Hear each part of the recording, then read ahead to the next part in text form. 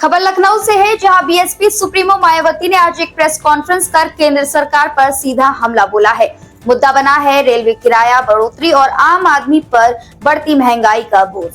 BSP प्रमुख मायावती ने कहा कि जब देश का आम आदमी पहले से ही महंगाई, बेरोजगारी और कम होती कमाई से परेशान है, तो ऐसे में रेलवे का किराया बढ़ाना एक जन विरोधी फैसला है।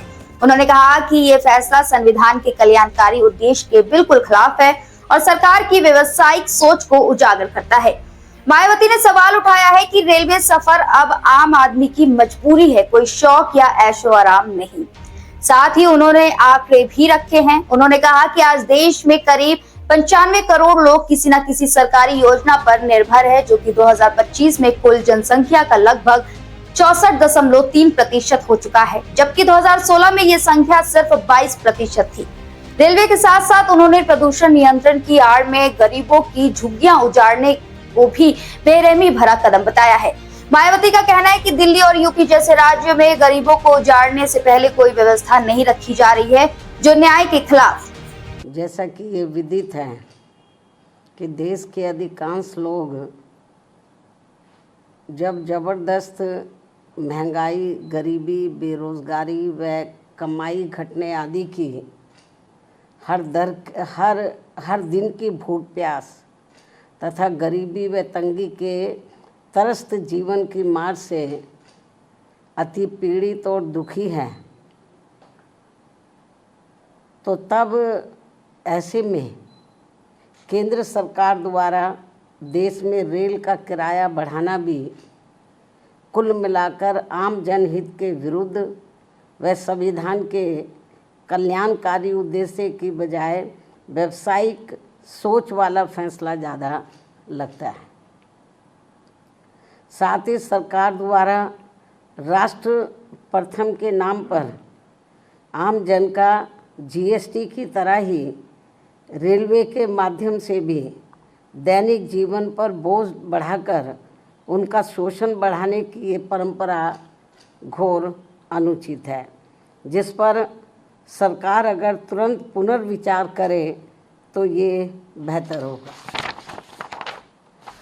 वैसे भी इस समय देश में बढ़ती गरीबी, महंगाई व सम्मानजनक स्थायी रोजगार के घोर अभाव में परिवार को पालने के लिए अपना घर-बार आदि छोड़कर पलायन करने की मजबूरी आदि के कारण यहाँ के करोड़ों लोगों के लिए ये रेल का सफ़र कोई फैशन, आनंद व पर्यटन नहीं है, बल्कि रेल का अति कष्टदायी सफ़र ये आम ज़रूरत व मजबूरी है।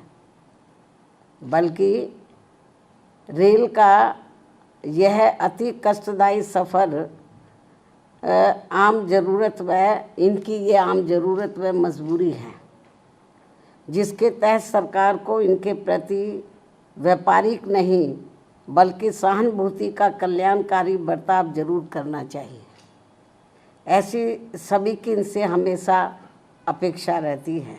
इसलिए सरकार को केवल अपने फ़ायदे में व उससे मुट्ठी भर अमीर व संपन्न लोगों की चिंता करते रहने की बजाय देश के उन करोड़ों लोगों की समुचित चिंता करनी चाहिए जो रोज़गार के अभाव में आत्मसम्मान का जीवन जीने को तरस रहे हैं तथा परिवार का कम से कम एक वक्त पेट भरकर किसी प्रकार गुजर बसर करने के लिए सरकार की योजनाओं का थोड़ा सा लाभ लेने को मजबूर हो रहे हैं। यही कारण है कि देश की आबादी में से लगभग 95 करोड़ लोग सरकार की कम से कम किसी एक सामाजिक कल्याण योजना का लाभार्थी बनने को मजबूर हुए, जिससे ऐसे लाचार में मजबूर लोगों की संख्या अब बढ़ते बढ़ते वर्तमान वर्ष सन 2025 में लगभग 64.3% तक पहुंच गई है, जबकि सन 2016 में ये संख्या करीब 22% ही थी। किंतु अंतर्राष्ट्रीय श्रम संगठन के इन आंकड़ों को भी सरकार अपनी उपलब्धि बता रही है। क्या ये उचित व शोभनीय है?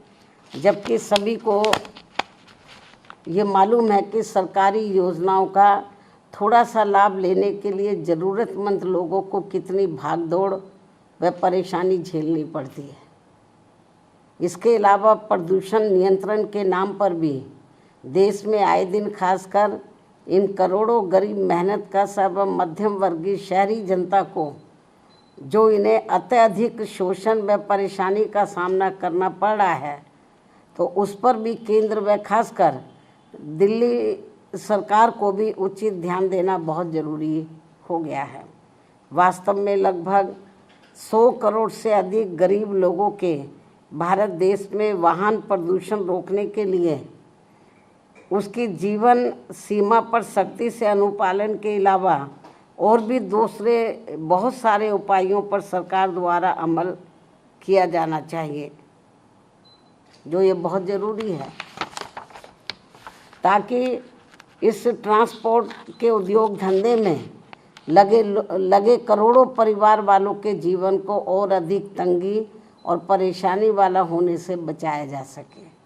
साथ ही दिल्ली की सरकार द्वारा गरीब व दूसरे प्रदेशों से भी खासकर यूपी, बिहार व बंगाल आदि राज्यों से रोटी रोजी के लिए पलायन करने वालों को यहाँ बिना कोई दूसरी व्यवस्था किए हुए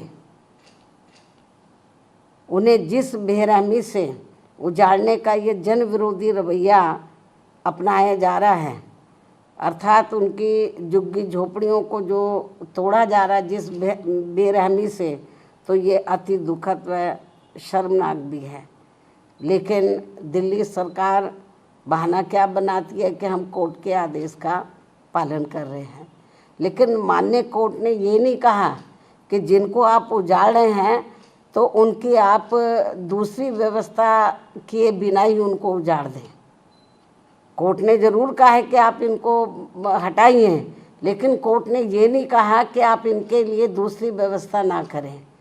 सरकार की जिम्मेवारी बनती है कि इनके लिए पहले दूसरी व्यवस्था करें इनको बसाने के लिए, उसके बाद इनकी झुग्गियों को हटाना चाहिए।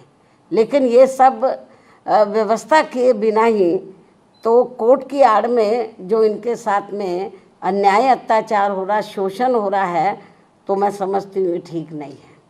वैसे भी दैनिक उपयोग की आवश्यक वस्तुओं पर भी जिस प्रकार से कीमतें बढ़ाई जा रही हैं, इसके अलावा दैनिक उपयोग के आवश्यक वस्तुओं पर भी जिस प्रकार से कीमतें बढ़ाई जा रही हैं, वे भी खासकर दिल्ली की जनता के लिए भारी मुसीबतें पैदा कर रही हैं।